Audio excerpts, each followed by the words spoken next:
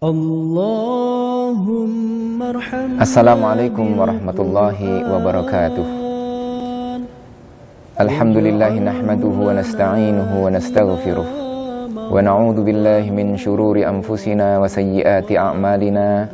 Man yahdihillahu fala mudhillalah wa may yudlil fala hadiyalah. Asyhadu an la ilaha illallah wahdahu la syarikalah wa asyhadu anna Muhammadan abduhu wa rasuluh la nabiyya ba'dah. Allahumma salli wa sallim ala Rasulillah wa ala alihi wa ashabihi wa mawalah. Kaum muslimin sekalian, Allah Subhanahu wa taala menjadikan ujian sebagai jenjang untuk meningkatkan kualitas manusia. Dengan tegas Allah menyatakan dalam Al-Qur'an, Am hasibtum an tadkhulul jannah walamma ya'tikum mathalul ladzina khalau min qablikum. Apakah kamu mengira akan dimasukkan ke dalam surga sebelum menimpa kamu apa yang telah datang kepada orang-orang sebelum kamu? Massathumul ba'sa wad-dharra wa zulzilu. Kepada mereka telah ditimpakan musibah, kesusahan, kesempitan, dan digoncangkan mereka. Hati mereka digoncangkan. Wa zulzilu hatta yaqular rasul walladzina ma'ahu. Sehingga Rasul dan orang-orang yang menyertainya berkata, Mata nasrullah, kapan datangnya pertolongan Allah? Ala inna nasrallahi qarib. Ketahuilah, pertolongan Allah itu dekat.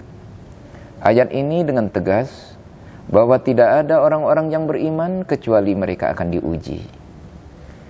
Pada saat ini, bulan Ramadan, sejak sebelumnya kita sudah merasakan ada musibah untuk umat manusia, khususnya kaum muslimin. Penyakit yang membuat mereka takut, yang membuat pintu-pintu masjid di beberapa tempat ditutup, yang membuat mereka salat berjamaah harus di rumah. Bahkan ada yang tidak salat Jumat ke masjid. Buat orang yang sudah terikat hatinya dengan masjid, ini adalah ujian untuk mereka. Bagi mereka berhari-hari tidak ke masjid adalah kerinduan. Tetapi ini dilakukan karena juga taat kepada Allah Subhanahu wa taala. Apa perintah Allah? Wala tulqu biaidikum ila tahlukah. Jangan kamu mencampakkan dirimu ke dalam kebinasaan. Kalau Allah perintahkan kita untuk menjauhi kebinasaan, maka ada dalil usul fikih. Kalau ada sesuatu kebaikan di dalam suatu perkara, tetapi di situ ada mudarat, mudarat lebih dulu dihindari dari mencari kebaikan itu. Maka insya Allah orang yang bersabar dengan ujian macam itu ada nilai lagi di sisi Allah Subhanahu wa taala.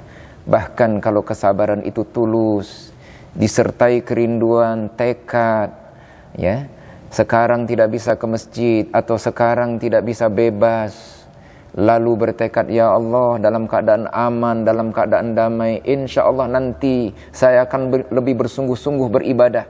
Tekad semacam ini mewarnai kesabaran tadi dengan nilai yang besar di sisi Allah Subhanahu wa taala.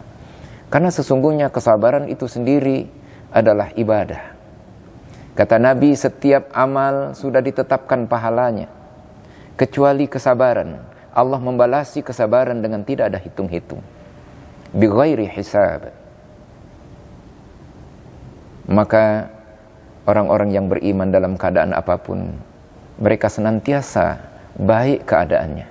Kata Nabi, ajaban li amril mu'minin, mengagumkan keadaan orang-orang yang beriman. Kana amruhu lahu khair, urusan mereka itu senantiasa baik, dan keadaan itu tidak ada dimiliki oleh orang lain kecuali orang-orang yang beriman. Kalau mereka diberi nikmat, mereka bersyukur, dan syukur itu baik untuknya. Diberi musibah, dia bersabar, sabar itu baik untuknya. Maka seorang mukmin senantiasa dalam keadaan baik. bersyukur kalau hal itu sesuai dengan keinginannya, apa yang diinginkan terwujud, cita-citanya tercapai, keadaan sesuai dengan selera, hati senang bisa tersenyum, tapi dia ingat Allah, ya Allah ini semuanya darimu dan akan digunakan di jalan Allah, maka ini adalah sikap yang baik untuk mereka, sikap orang-orang yang beriman, bersyukur. Dan Allah berjanji, la in syakartum la azidannakum, jika kamu bersyukur akan kutambah nikmat padamu. Tapi kadang-kadang keadaan bukan seperti yang diinginkan. Ingin sukses justru diuji dengan kegagalan. Pengen untung tapi yang dihadapi kerugian. Ini adalah ujian dan tidak akan selamanya. Allah tidak akan menguji seorang mukmin di luar batas kemampuannya. La yukallifullahu nafsan illa wus'aha. Maka seorang mukmin yang sabar tidak akan hilang harapan, tetap optimis. Fa inna ma'al usri yusra. Di balik ujian ini pasti ada kebaikan, pasti ada kelapangan. Dia bekerja keras dengan ikhtiar. Maka orang-orang yang sabar itu 3 cirinya. Yang pertama, tetap yakin bahwa Allah bersamanya dan segala sesuatu yang ditetapkan Allah itu ya dengan maksud baik terhadapnya. Ya, ini kajian akidah. Bagi orang yang beriman selalu husnuzon kepada Allah. Yang kedua, dia menjalankan kewajibannya berikhtiar. Kalau itu merupakan masalah, persoalan, dia wajib ikhtiar untuk keluar dari persoalan, mencari solusi. Kalau sakit berobat, ya. Kalau nggak ada uang, ikhtiar usaha, ya. Tapi yakin, yang memberi rezeki adalah Allah, yang mengeluarkan dari persoalan Allah. Ikhtiar ini hanya kewajiban. Ini orang yang sabar. Ya. Dan yang ketiga, tentu menggunakan seluruh ya karunia Allah ini untuk berikhtiar tadi, termasuk berfikir dengan sehat. Ya, kita dalam ujian semacam ini ada yang tidak menggunakan akal sehat. Ya, ini ibarat orang mau menyeberang jalan, mau melintas jalan nggak tengok kanan kiri. Ini walaupun ustadz, walaupun kiai, kalau ada mobil kenceng nggak bisa ngerem, ketabrak. Atau orang jalan di antara duri-duri banyak beling, lalu dia melintas dengan tidak pilih-pilih tempat, tanpa sandal, tanpa pengaman, maka luka kakinya. Tidak pilih orang. Maka kita harus menjauhi mudarat tadi, menggunakan akal sehat.